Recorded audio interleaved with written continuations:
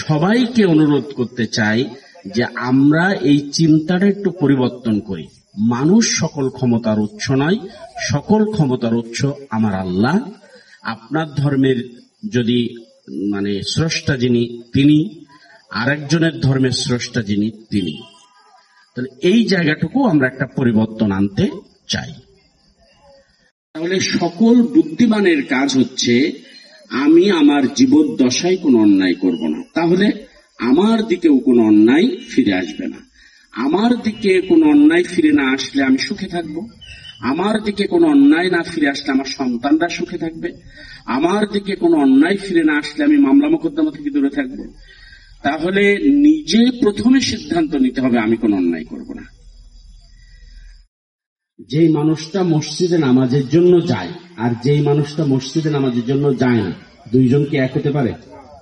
অবশ্যই যিনি মসজিদে যান তিনি উত্তম, কারণ তিনি তার স্রষ্টাকে, তিনি তার রবকে, তিনি তার প্রভুকে মান্য করেন এবং প্রভুর অধিকার পালনের গরিষ্ঠ।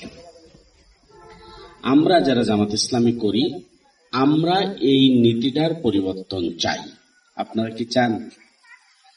আচ্ছা, সংখ্যা গরিষ্ঠ মানে বেশি যারা, আর সংখ্যা লঘু মানে কম যারা।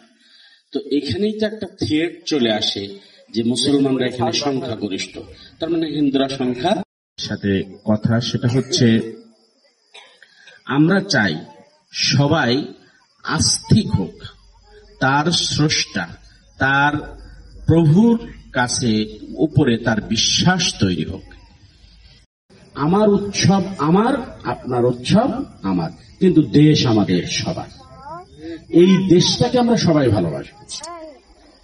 প্রিয় ভাই এবং বন্ধুরা, আমরা আর কি করতে চাই? একজন মানুষ লেখাপড়া শিখবে, লেখাপড়া শিকার করে চাকরি নেবে, সেটা হিন্দু ধর্মের হোক, বৌদ্ধ ধর্মের হোক, মুসলিম ধর্মের। এই দেশটার ভালোবাসার অধিকার আমার যেমন আপনারও তেমন। এই ভালোবাসা নিয়ে আমরা এগিয়ে যেতে চাই। এটা হচ্ছে আমার প্রথম কথা। আবার খেয়াল করে, পূজা মণ্ডপ পাহারা দিয়েছে কারা? আমরা দিয়েছি না? হিন্দুদের দোকানপাট পাহারা দিয়েছে কারা? আমরা দিয়েছি না?